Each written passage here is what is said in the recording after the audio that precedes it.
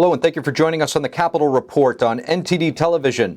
I'm Steve Lance. Here's a look at some of the stories we've been covering for you today. President Biden today working with allies, planning their next move with Russia. The administration has now cut ties with Russia's central bank, and Congress is preparing to spend billions to support Ukraine. We bring you Washington's latest plan of action. Russia, Ukraine, China. What are the implications moving forward for the American people? United States Congressman and candidate for the U.S. Senate, Ted Budd, weighs in. There's something that President Biden is adding to his State of the Union speech tomorrow night. We have that for you, and we'll show you the fencing that just went up around the Capitol, along with some unexpected guests guarding the nation's capital. Russia and Ukraine met for diplomatic talks today, but to no avail, as Putin threatens nuclear war. As the situation continues to escalate, this has prompted the United States today to deal with another blow to Russia's already crippled economy. NTD's Melina Wisecup has more. Ukraine reports more than 350 civilians, including 14 children, have died since the war broke out 5 days ago, and 500,000 people have fled the country. Russian President Vladimir Putin put his nuclear defense forces on high alert Sunday in response to what he calls NATO aggression, a move U.S. officials are now studying. The Secretary Austin is comfortable with the strategic deterrent posture of the United States and our ability to defend the homeland, our allies, and our partners. But Ukrainian troops have put up a strong resistance, blocking Russians from taking Kyiv over the weekend. Officials say Russia's advances have slowed. Turkey on Monday moved to block Russian warships from sailing through the Black Sea. And the U.S. today announced it's expelling 12 Russian diplomats. Russia's escalation has prompted the U.S. to go further, now banning transactions with Russia's central bank, cutting them off from the U.S. dollar. The ruble has fallen about 20%, and it's trading at its weakest level ever. The Russian stock market was kept closed today. I understand it will be kept closed tomorrow. And Russia's army may be bolstered by Belarus forces, so the U.S. has now closed its embassy in Belarus. Ukraine's president today applied to join the European Union. Zelensky continues to call for Western support. Since the war broke out, the U.S. has given hundreds of millions of dollars to support Ukraine. And President Biden has committed more security assistance to Ukraine over the past year than the United States has provided at any other time in history. But the White House has asked Congress to approve more money for Ukraine. Melina, lawmakers from both parties are standing behind Ukraine. Now that they're back in session, they're working to authorize billions of dollars to support Ukraine. If you could, Melina, tell us more. Well, Speaker Pelosi today says that Congress is ready to pass as much emergency money that Ukraine needs right now. And right now, the specific proposal that the White House has requested to Congress is $3.5 billion that would go to support the Pentagon and the U.S. military, and another $3 billion that would go directly to Ukraine for humanitarian assistance and any security needs that they may have. Now, nobody has endorsed this specific amount. There was one member of Congress on the Democrat leadership side that said that he's ready to pass whatever Biden proposes, but there are some negotiations that still need to be done here. Now, this is something that does garner bipartisan support, so we can't expect for strong bipartisan support behind this emergency money. As far as the timetable for when this can be passed through Congress, that's unclear right now. Some members want to pass this as part of the annual funding bill that's due on March 11th, so they could pass it that way, or they could pass a separate bill with this emergency money, but no doubt this does have strong bipartisan support. Steve, back to you. Thanks for that, Melina. And White House spokesperson Jen Psaki has called on China to publicly condemn Russia over its invasion of Ukraine. China has publicly spoken in favor of Ukraine's sovereignty. However, on Friday, China abstained from voting on a UN Security Council draft resolution demanding Moscow to stop its attack.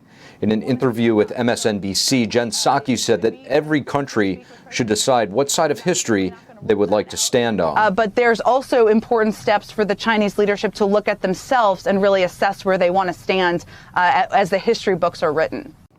As the conflict in Ukraine continues to spiral, a lot of questions remain about how this will affect the United States moving forward. Over the weekend, we had a chance to catch up with North Carolina Congressman and candidate for the U.S. Senate, Ted Budd. Here's what he had to say. Congressman Ted Budd, thank you for joining us on the Capitol Report. Thank you, Steve. Now, Congressman, with the situation in Ukraine, we feel deeply saddened for the Ukrainian people. But at the same time, I just want to ask you, as a United States representative, what are the changes and challenges that are going to be brought now to the American people? Well, we're looking at heavy sanctions right now. Problem is, it's a little bit too little, too late. This really started back in August, and I'm sure others have said, but when you saw a botched withdrawal from the President Biden and his administration from Afghanistan, it really opened the door to not just the Ukrainian crisis that we're seeing with Russia invading, but it emboldened Iran that's spinning up their centrifuges. It emboldened North Korea to test ICBMs. It's emboldened China. Now, those in the South China Sea and Taiwan Strait, they're tremendously concerned. And it's just leading to a very aggressive posture for those that are not a force for good in this world. Yeah, some people have commented, actually, when you mentioned China, how Vladimir Putin went to the opening ceremonies in Beijing, has met with Xi Jinping, that there could be some form of alliance that's been pushed over there as a result of all of this. How concerning is it that we may actually lose sight of China, who technically may be our biggest adversary? Well, look, we could always have them, we don't want to take our eye off the ball. But let's go back, 2014 Sochi Olympics, Winter Olympics in Russia. Shortly thereafter, you have the Crimean invasion of Ukraine territories. And then before that, you have China 2008 Olympics and a very aggressive China. Post 2008, we thought they had been a great trading partner before that for 10 years prior. But now they became very aggressive, and now you're seeing the Winter Olympics in China again, very symbolic to dominate the global stage. We have to push back against that and realize that while we're seeing in the media right now, and we're tremendously concerned, we're seeing the bookend of what I saw 30 years ago when I was on a Christian mission trip in the USSR, August of 1991. I saw the devolving of the USSR, and now you're seeing Putin trying to build it back 30 and a half years later. So it's very tragic, but we have to make sure we don't take our eye off the ball of China, especially with the One Belt, One Road initiative, and they're on plan for 2030. I mean, it's a very aggressive posture, and they're going to use the cover of the drama of Russia to move aggressively as they have. Indeed, China's soft power is a major concern, and it doesn't always rear its ugly head because it is soft. Switching gears a little bit back home, we're seeing obviously high inflation, supply chain issues, gas prices were on the rise before we're seeing what's going on in Russia. What can we expect to see in the United States as a result of this war in Ukraine? Well, under Biden's announcements, he was talking about lowering gas prices. Well, he already shot himself in the foot when it comes to what he did with the Keystone Pipeline. We need to make sure that we are a net energy producer so that we can export to places like Germany, because they've gone on such a green energy plan that 78% of their energy has to be imported. And that's largely from Nord Stream and now Nord Stream 2, which they've turned down. But those are parallel pipelines out of the St. Petersburg area through the Gulf of Finland. So we have to make sure that we are net energy exporters when it comes to natural gas and other petroleum products. And right now, we realize the sanctions that we've put out on Russia were not on petroleum. But had we been stronger producing our own petroleum, had Biden had not had such an anti-energy platform and direction and such a pro-leftist, progressive, radical environmentalism agenda over the last many months, then we would have been stronger and better positioned to sanction their energy, which is nearly their sole source of income in Russia. Congressman Ted Budd, thank you. Yeah, thank you, Steve. With heightened alert on Taiwan, President Joe Biden is sending a delegation to the independent nation on Tuesday. The delegation will represent U.S. support for the sovereignty of Taiwan. Taiwan has come under increased threat from China, last week alone reporting 9 Chinese aircraft entering its air defense zone shortly after the Ukraine conflict kicked off. The Ukraine invasion could be seen as a green light for the Chinese regime to take aggressive measures toward Taiwan. Former chairman of the Joint Chiefs of Staff, retired U.S. Navy Admiral Mike Mullen, will lead the delegation, where he'll meet with the Taiwan president, Tsai Ing-wen. The State of the Union is tomorrow night. What will President Biden be talking about? And what does the heightened security around the Capitol look like? NTD's Iris Tao brings us the details. It's been exactly 10 months since President Biden's first address to Congress. We're working again, dreaming again, discovering again. And now he's got quite a few challenges to address in his first official State of the Union Tuesday night. The White House says Biden will announce a new plan to tackle rising prices. He will talk about inflation in his speech. Of course, that is a huge issue on the minds of Americans. Also to be touted is his infrastructure plan. And the Washington Post reports that Biden's speech has been revised to address the Russian invasion of Ukraine. Meanwhile, as several trucker convoys are set to arrive in Washington this week, officials are ramping up security. And the area is closed. We're again seeing these 7-foot black metal fences up around the Capitol. They've just been reinstalled and are the same barrier that stayed here for months after January 6 last year. The Capitol Police Chief says the fencing is set up in light of potential demonstrations. And besides the 700 National Guard troops activated in D.C. for traffic control, some unexpected guests are spotted here Monday morning. The NYPD confirmed with NTD that about 100 NYPD officers have been sent to D.C. upon request by the Capitol Police. And an NYPD officer now in D.C. told NTD that he and the other officers were officially sworn in as Capitol Police for this, but they're not sure exactly how long they will stay here. Reporting in Washington, D.C., Iris Tao, NTD News. The White House will end its mask mandate for fully vaccinated employees beginning on Tuesday.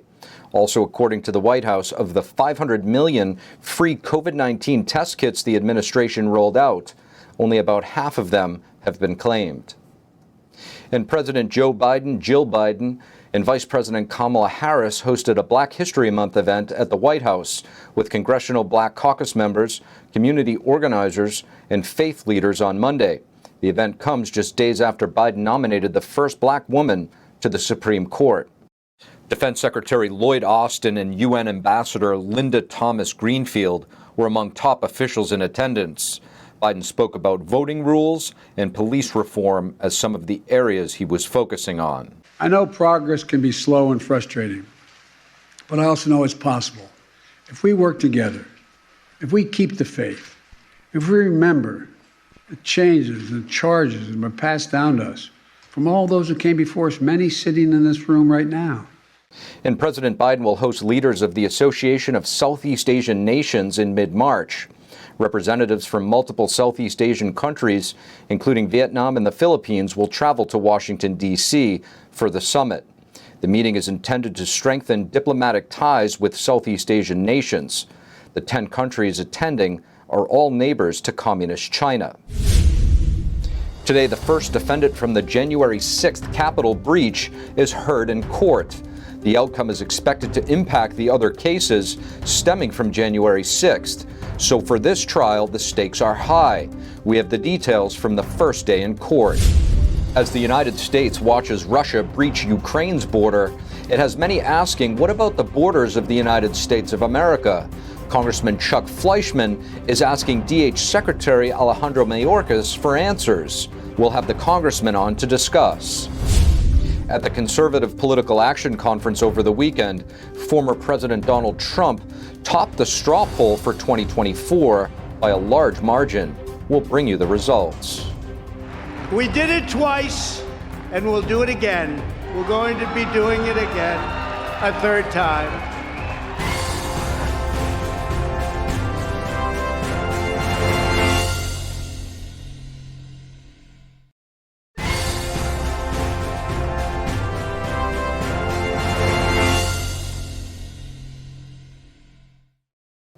Hello and welcome back to NTD's Capitol Report.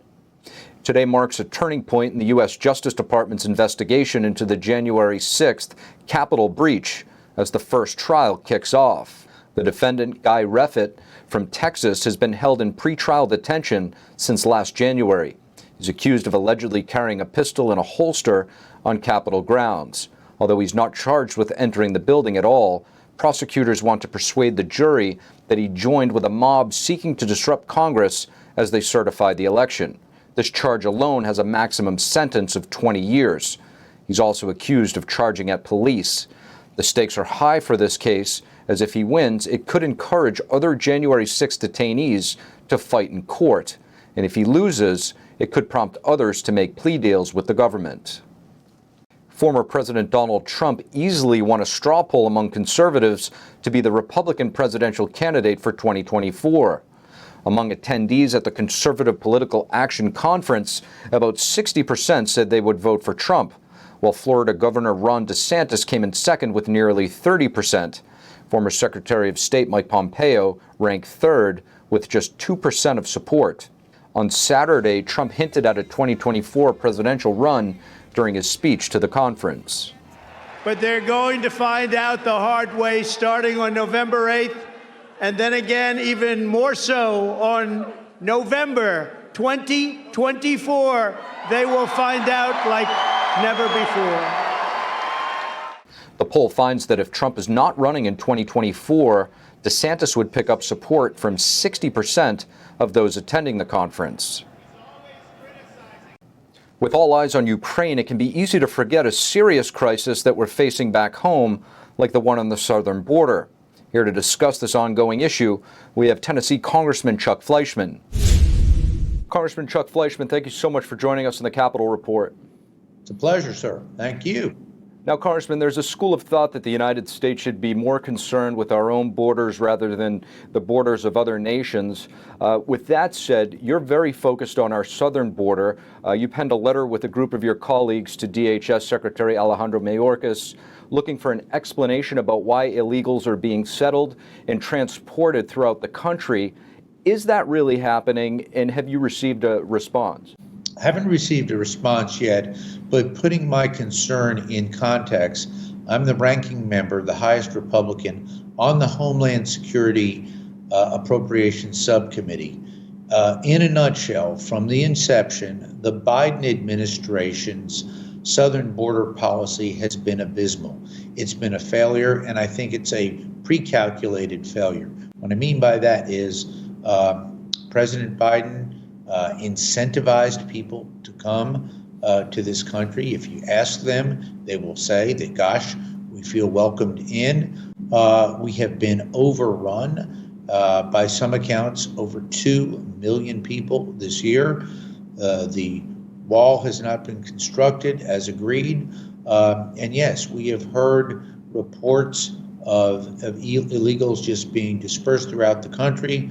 The ones we're catching are in a position where our legal system there is broken. Very few of them show up for their eventual hearings. But think about the ones that we don't catch that just come into this country.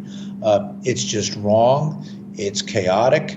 And we do need to focus on our southern border with technology, with a wall, with the law. And we just have to redefine our purpose. Sadly, I do not think this administration will agree with us or work with us on that. Now, Congressman, if I could ask you, what are some of the biggest concerns that you have that will directly affect Americans with these open borders and the policies that you're seeing?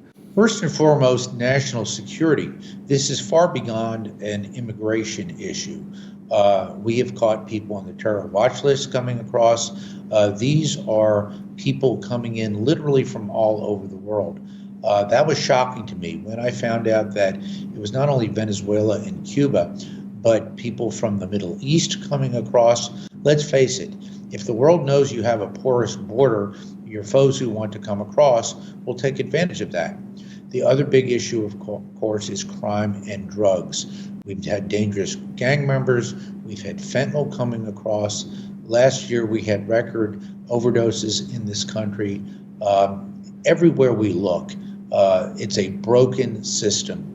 And what we need to do is strengthen our southern border. A country without borders is not a country. Now, Congressman Fleischman, I just want to get your thoughts on the situation in Ukraine. How do you see this affecting the American people in the time ahead? Well, obviously, I condemn Putin and Russia's invasion of the sovereign nation of Ukraine. I never could imagine that the attack would be engulfing the entire nation as it had. I would have thought perhaps Putin and the Russians would have tried to go into those two northeastern provinces where they claim some sympathizers, but the reality is the entire country has been engaged in that. What does that mean for the United States of America?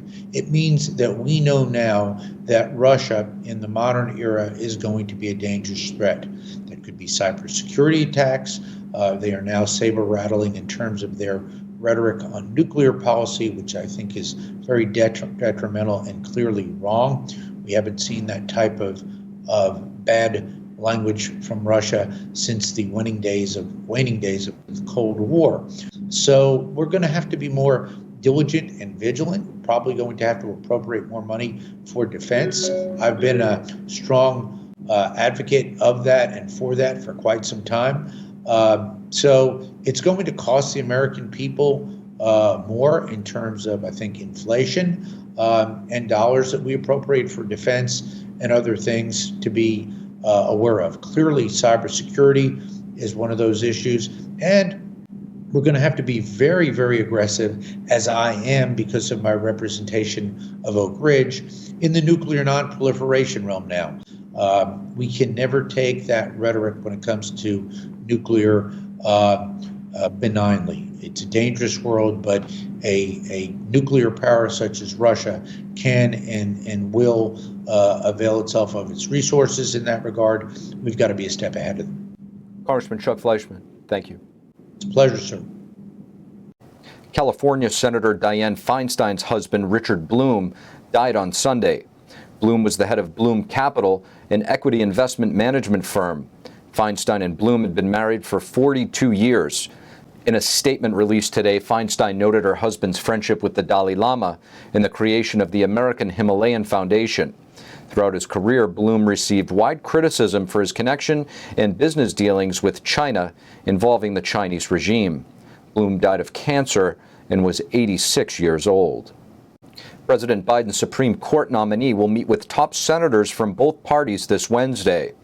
The White House announced today that Judge Ketanji Brown Jackson will meet with a bipartisan group of Senate leadership ahead of her confirmation hearings. Biden nominated the U.S. Circuit Judge to the Supreme Court last Friday. If confirmed, Jackson will fill a seat that is set to be vacated by Justice Stephen Breyer in June. Washington, D.C. now has two new statues in the Capitol building. A statue of Washington, D.C. architect Pierre L'Enfant has been unveiled in the Capitol today. The district now joins all 50 U.S. states in housing two statues in the Capitol. Its first statue of abolitionist Frederick Douglass was installed in Emancipation Hall in 2013. The symbol of D.C. having its two statues, just like every state, is not where we stop. We know that achieving this milestone is so important, but we also know our goal is two senators. Mayor Bowser's statement is a reference to D.C.'s bid for statehood. And that's all we have for you on the Capitol Report tonight. Thank you for tuning in. From Washington, D.C., I'm Steve Lance, and we'll see you tomorrow.